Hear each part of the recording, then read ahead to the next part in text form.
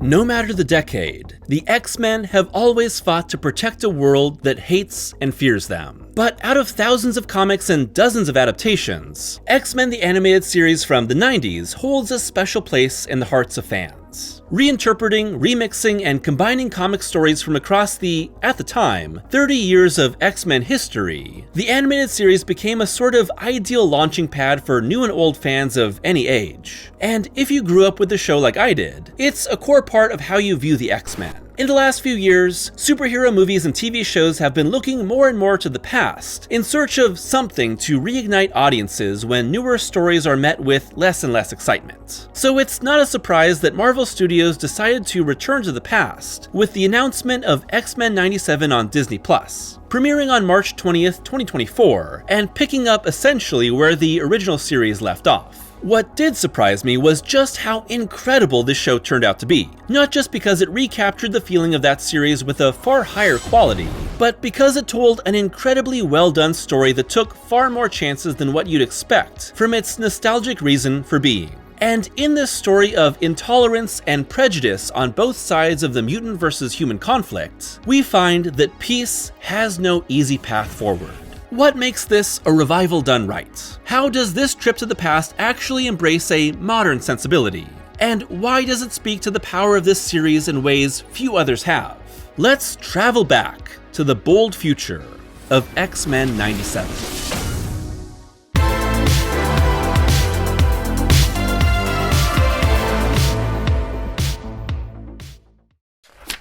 In the time since the X-Men were created by Stan Lee and Jack Kirby in 1963, Marvel's merry band of mutants have had an endless stream of ups and downs, both in the comics and behind the scenes. They've faced near extinction, had their comic cancelled, prospered in their own nation, become the best-selling comic on the stands, and everything in between. With such a breadth of ideas to choose from, it can be a challenge just to choose what to adapt. But despite having 13 live-action movies and multiple animated and live-action shows, I've always felt there was so much untapped potential in X-Men adaptations. In the last few years, I've become very tired of superheroes. The comics, the movies, the TV shows, the video games. I think the spotted from a mile away tropes and story cycles have all run out, and been repeated a little too obviously for me on bigger and bigger stages. So while I had a passing interest in the idea of X-Men 97 when it was announced in 2021, it was right in the midst of when I stopped giving a shit. It was pure nostalgia that sparked my interest in 97 thanks to my love of the original animated series as a child, but what caught my attention was the extremely high quality production and the show's interest in pushing the story in a new direction.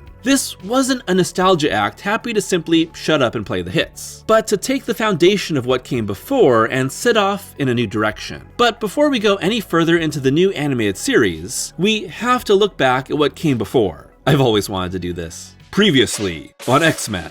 X-Men the Animated Series ran from October 31st, 1992 through September 20th, 1997, with 5 seasons and 76 episodes chronicling the struggles and adventures of Charles Xavier's superhero team of mutants. Originally airing on Fox Kids alongside Spider-Man the Animated Series, X-Men was essentially Marvel's answer to Batman and Superman the Animated Series, but with a much heavier focus on long-running interconnected stories than their DC rivals. Taking heavy inspiration from Chris Claremont's massive run on the series, and adapting many of the most famous X-Men stories, the animated series helped introduce and shape a generation's entire perception of Marvel's mutants. And although the animated series has its fair share of flaws, what it always got right were the characters and the soap opera drama that fueled their stories of oppression and superheroics. Now, the animated series stands on the opposite side of 2 decades worth of extremely flawed, often disappointing live-action Fox X-Men movies that have only made this original show look way better in comparison, as well as several cartoons, such as X-Men Evolution and Wolverine and the X-Men, that were better than the animated series, but didn't have the scope or cultural impact that the original series did. By its end, the X-Men had brought Jean Grey back from the dark side of the Phoenix, stopped terrible futures, and put an end to Apocalypse's long-running plans for world domination, before Professor X was nearly killed by Henry Gyrick, and whisked off into space by his cosmic love Lilandra, and the Shi'ar Empire to save his life. It's a bittersweet finale that puts hope in the X-Men to grow beyond Xavier without an easy resolution. And this is where we find X-Men 97. with the world believing Xavier is dead, and the X-Men attempting to publicly forge a better understanding of mutant kind by humanity. Marvel Studios Animation greenlit X-Men 97 thanks to the success of the original show on Disney+. But X-Men 97's creative team is an interesting blend of the old and new, with Beau DeMayo as head writer and Jay Castorena as supervising director, neither of whom worked on the original show, and producers Larry Houston, Julia Leewald, and Eric Leewald, who worked on the original series, serving as consultants to help with the show keeping the spirit of the original. While speaking about the behind-the-scenes process of 97, I have to talk for a minute about whatever it is that's happening with Beau DeMayo. On March 12th, a little more than a week before the series' 2-episode premiere, DeMayo was fired by Marvel Studios. And while no specific cause was cited, rumors of him being difficult to work with and having an OnlyFans creator account were rumored as possible reasons. Given that there's no official reason, and neither Marvel nor DeMayo has stepped forward to speak about it at the time of this video's publication, I don't really want to jump to any conclusions. In any case, DeMayo is clearly passionate about the series, providing weekly commentary on social media about each episode as they're released, and already having completed writing of the second season before his termination. No matter how the creative team changes, Season 2 will have continuity with this first season due to the massive amount of time and runway needed to create animation. Of course, 97 is the product of a room full of writers, several different directors, and hundreds more animators and creators that made the show possible. To attribute its success to one person is short-sighted, but since DeMayo was the main vision that helped the show get made, it's a major and strange event that will absolutely shape the future of the series. It was clearly DeMayo's intention to use the series' nostalgic reason for being as a basis for shattering that sense of nostalgia, colliding the safety of returning to old cartoon comforts with societal dangers in the story's events, and spinning them off into modern social commentary, saying, "There's a danger of living in the past and clinging to nostalgia. There's a danger to not letting go of who we think we are, as Cyclops and Jean are learning. It leaves us stagnant and dangerously unaware of a future we didn't anticipate." My own feelings toward the X-Men, besides funding the Sentinel program to wipe out all those dirty stinkin' muties, have never been as positive and totally excited as I was as a kid. X-Men the Animated Series hooked me in ways that the movies, and honestly most of the comics, never could. While seen as a whole, this is a revival in essence, but much less literally. The art echoes the designs and style of the original, but is much more modern when seen side by side. Nostalgia, like fashion, runs in 30-year cycles, and the 90s are fully back in style, just in time to fully bait me with a return to what I loved as a kid. But nostalgia is a trap, and a trap I've fallen into many times myself. It's very easy for a studio to say that you, yes, you, were right to love what you loved when you were young, and that yes, it's true, nothing has been nearly as good ever since. So what we're doing is finally bringing back what you love best, because everyone else has been so wrong in the time since. The first episode, To Me, My X-Men, is most clearly echoing the original series with its story of a young mutant, Pure Sunspot, rescued from Sentinel tech-using vigilantes, and being introduced to the mutant team via Danger Room. There's hints of change, but the revelations of Episode 2, Mutant Liberation Begins, push into new territory, and make it very clear that 97 is intent on moving the story forward in ways that can't easily be walked back. And this is where we have to get into spoilers, to properly discuss what makes this far more than a simple revival. You have been warned. X-Men 97 has several different major plot threads that run through its episodes, but there are two major dualities that define the season-long arc.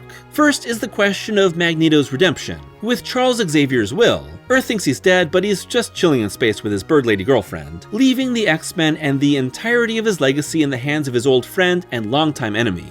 Xavier hopes that this new responsibility will redeem Magneto, and turn his views on humanity around to the side of coexistence. But while Eric at first attempts understanding, the other side of the story soon turns him into a bigger threat than ever. And this leads us to the forces that attempt to destroy mutant kind, with Sentinels, Bolivar Trask, Bastion, and Mr. Sinister launching the largest attack on mutants the world has ever seen. The attempted genocide of Genosha leads to the insidious Operation Zero Tolerance, and between these two polarities of intolerance and hatred lie the X-Men, pushed and pulled in their struggle to not only save mutant kind, but the humans that hate them too. While I'm not entirely sure what a comic book is, this is what makes the X-Men such a special and vibrant part of comic book history. Stories that revolve around misunderstood heroes that choose the greater good, despite being ostracized, have been part of superhero comics for generations. But X-Men stories take this idea and speak to it on a far greater level that's been applied to racism, sexism, and essentially every form of prejudice in the world, thanks to the central metaphor of mutation. To be a mutant is to be the other in a world that hates you, and every mutant will react differently to being attacked by the world. Over the decades, what was once a clear delineation between the good guys of Charles Xavier's X-Men, who choose the light no matter what and save the day, versus Magneto and his brotherhood of evil mutants, really spelling it out for us, Stan, who want to conquer and destroy humanity in retaliation for their ignorance, has become so much more complex on a character-by-character basis. The animated series embraced that, and while the show was limited by budgets and censorship of the time, it's what made the show special. And what makes X-Men 97 so special is, beyond its eye-catching animation, great vocal performances, and the added benefit of nostalgia, that the show embraces that moral complexity even more to make a bold, surprising, often shocking story that doesn't provide easy answers for its characters or audience. The original animated series had its share of big stakes, character deaths, and dramatic reveals, but the show was still designed to be friendly to a young audience. X-Men 97, however, is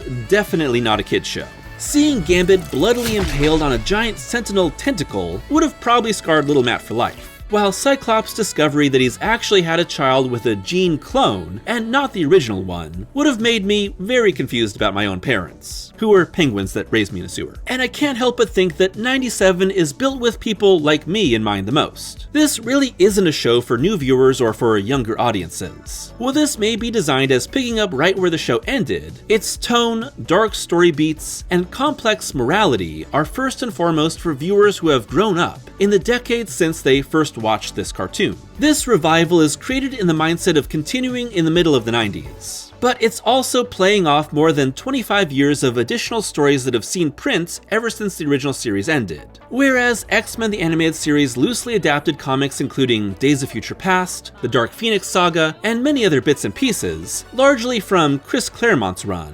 97 is looking forward and pulling back decades of modern stories into a very different past status quo. As such, 97's season-long storyline doesn't adhere to any expectations that can be based on past comic story structures. Really, if Marvel wanted X-Men 97 to be a truly authentic revival, then they'd only have the show aired at 4 p.m. every weekday and scramble the episode order, inevitably causing us to miss crucial installments and end up seeing the video game episode dozens of times. The story is essentially a fresh start aside from a few status quo changes, and the pacing of the story, with episodes longer than 30 minutes and a 10-episode season-long arc instead of multi-episode arcs within a much bigger season, is the modern TV approach to superheroes, instead of the classic big season order of animation from TV stations. There's also just enough sprinkling of the larger universe that the original series took part in to fill the universe-building quota that's expected these days. A little Kree here, a Captain America that's probably a little too much of a government stooge, a Spider-Man sighting. None of these are necessary, and I hope the second season doesn't take its eyes off the X-Men in favor of bigger cameos because, oh my god, it's Daredevil!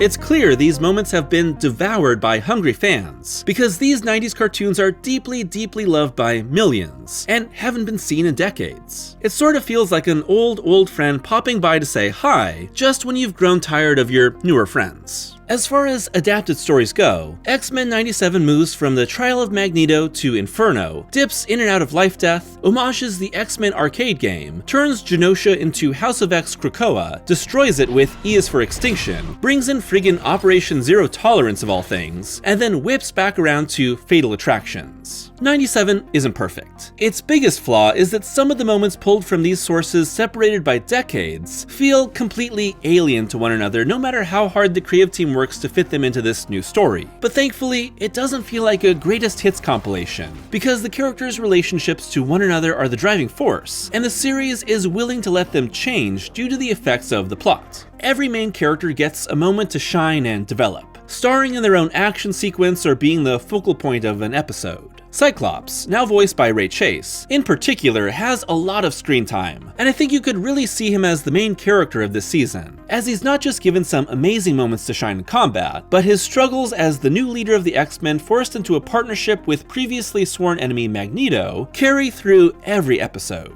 Next in importance for the heroes would probably be Storm, with Allison Seeley Smith returning, especially in the first half of the season as she loses her powers from an attack and goes on a journey to regain them with Forge. Then would come Jean Grey, now voiced by Jennifer Hale, struggling with the revelation that her life was temporarily taken over by clone Madeline Pryor, completely undermining her relationship with Cyclops. And then Rogue, a returning Lenore Zann, whose relationship with Gambit and Magneto push and pull her allegiances as the entire world is endangered. Magneto, now voiced by Matthew Watterson, especially benefits from the show's focus, moving from outright villainy to hope for a second chance, and then extreme jadedness from new disillusionment. Thanks to creators like Chris Claremont, Magneto has spent most of his history in comics as a complex, constantly changing character, shifting in the balance between light and darkness as a response to everything he's been through. The original animated series worked to show this, but often defaulted to villainy, while the Fox live-action movie version at first stayed as a straight villain, and then remained as mostly an anti-hero. 97 makes Magneto go through a massive amount of shifts, almost too many. Like I mentioned earlier, these 10 episodes are burning through so many different comic stories that it can feel like we're blazing through entire story arcs in 30-minute segments. I sort of wish that Magneto's story went at half speed.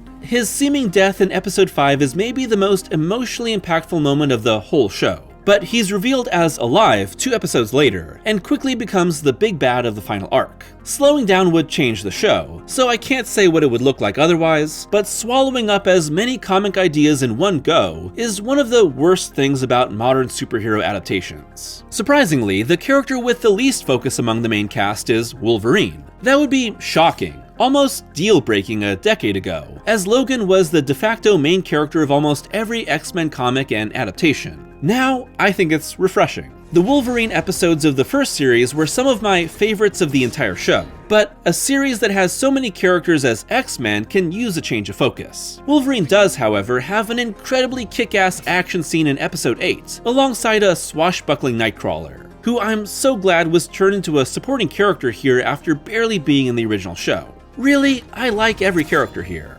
Animated series Beast is still my favorite version. Jubilee and Sunspot have a fun, budding romance. Morph is a genderless cameo machine. And Professor X probably sucks the least he ever has in fiction. Oh, my children of the atom, destroyed! No!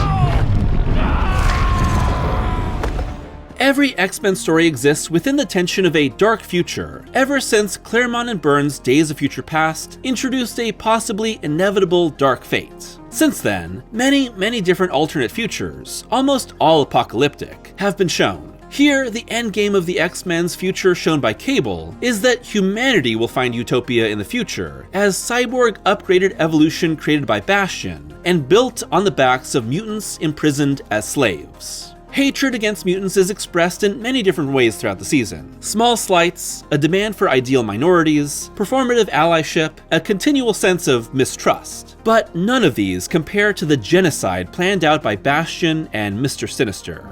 Episode 5, Remember It, is the crowning achievement of the season. An episode that celebrates mutant harmony and excellence with the sovereign nation of Genosha, only to bring it all crashing down with a Sentinel invasion.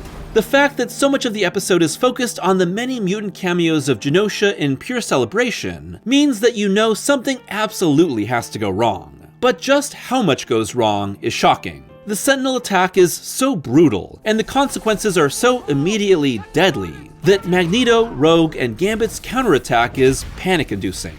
Given that the attack is clearly echoing the devastating genocide at the start of Grant Morrison's E is for Extinction, which was unstoppable and killed millions, there is a combination of fear that this will end the same way, and the hope that this time, things can be different. We shall not live our days wondering if we could have saved more.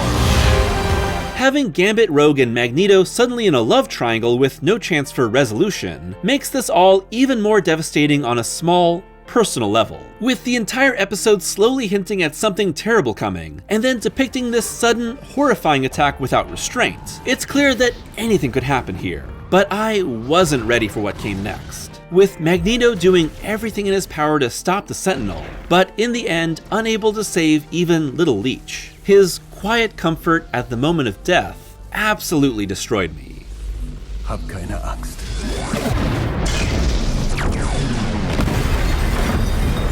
Gambit's sacrifice afterward is one of those moments of heroism and loss that makes it all feel so terribly real. Remember it. The revelation that Magneto is alive undercuts the power of the episode somewhat on rewatch, but I would still say Remember It proves the boldness of the show's message. But making Bastion of all characters into a major villain for the season shows that 97 is absolutely fearless. With Bastion turning thousands of humans into sleeper agent Sentinels, and Magneto destroying the Earth's magnetic field, the two polarities of the season, the dueling threats of Magneto and Bastion, split the X-Men into blue and gold teams for a two-pronged attack to undo Magneto's worldwide power shift and shut down Bastion's cyborgs before they can be repowered. The result is disaster. The combination of everything thrown at mutant kind, and how unsurprising it is in the scheme of history, lets X-Men 97 indulge in the belief that, after everything, maybe Magneto was right. Of course, forcing me to relive my childhood trauma of seeing Wolverine get his adamantium ripped out disproves that. But rather than have Xavier completely erase his old friend's mind, our finale is surprisingly far more about reconciliation than beating the bad guys. After a season's worth of loss and hatred, I think that's a beautiful note to end on. Will Apocalypse resurrect Gambit as Death? Where are Morph, Wolverine, and Storm? How will the X-Men reunite across time? And does this mean Onslaught is inevitable? Some of that's really playing into what I love about this franchise. X-Men in space? Nah, that's dumb. X-Men through time? Oh hell yeah, give me that. What this first season has shown to me is that while many well-loved comic book stories will be adapted, the larger story going forward will be impossible to guess. With X-Men 97 finding a lot of success, it's not a surprise that people are already demanding similar belated revivals of other shows like Spider-Man the Animated Series or a return to the DC animated universe. And I'm sure several of these will be greenlit in the near future. But I don't think a revival in and of itself is something to be excited about. Really, I think that 97 succeeds because it's not playing on the most obvious aspects of a revival. Most of all, I think that this series highlights the shortcomings of a lot of recent superhero output. Not just by Marvel, but by most stories looking to tap into mainstream success. So many of those point to cameos and teases for future stories, and burning through comics that fans know, in order to keep the hamster wheel spinning, but forget to focus on the here and now. X-Men 97 has some of that, but never forgets to stay focused on what makes a great story in and of itself. Real social issues, moments that could change the lives of its characters in an instant. With the first season all done, add X-Men 97 to the list that includes Batman the Animated Series, Spectacular Spider-Man, Justice League Unlimited, Young Justice, Avengers, Earth's Mightiest Heroes, Batman the Brave and the Bold, TMNT 2003, and many more that prove animated TV shows are the unmatched, absolute best medium for comic book adaptations. The ability to portray larger-than-life action, the breadth and depth of storytelling that's available, and the freedom to embrace the hyper-colored audacity of the genre has still not been fully realized by live action, no matter how good some of them have been. But for now, I'll be happy just to have the Days of Future Past that is X-Men 97.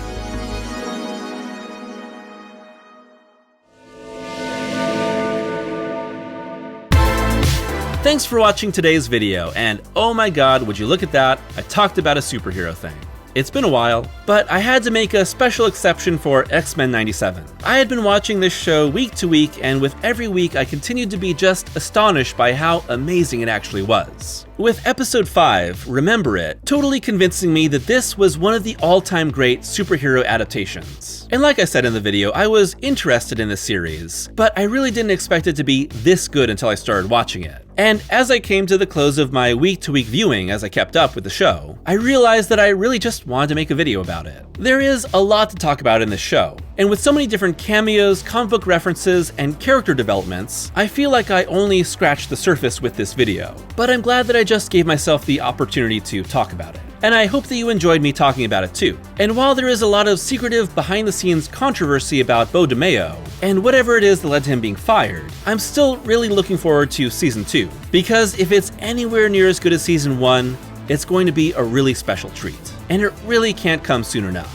There are hints of what's to come, and although Apocalypse isn't my favorite thing in X-Men, I'm hopeful that there's a really interesting story about Apocalypse in the present, past, and future. All I know is that it will be unpredictable, and that's part of what has made this show so great. I would love to hear your thoughts on X-Men 97, as well as your hopes for the second season, your favorite episode of the first season, and what you would hope for the future of Marvel animation, whether that's more revivals or something completely new. As always, a huge thank you to my patrons for their continued support, and if you'd like to be a patron, it's only $1 a month for early access to every video, and exclusive Patreon-only reviews, with Miyazaki Madness, covering reviews of every Hayao Miyazaki movie, continuing to march forward. So until next time, I hope that you're taking care of yourselves, and watching out for those dirty, stinking muties. Hey, could you pull up the Sentinel plans? Yeah, the Nimrod one.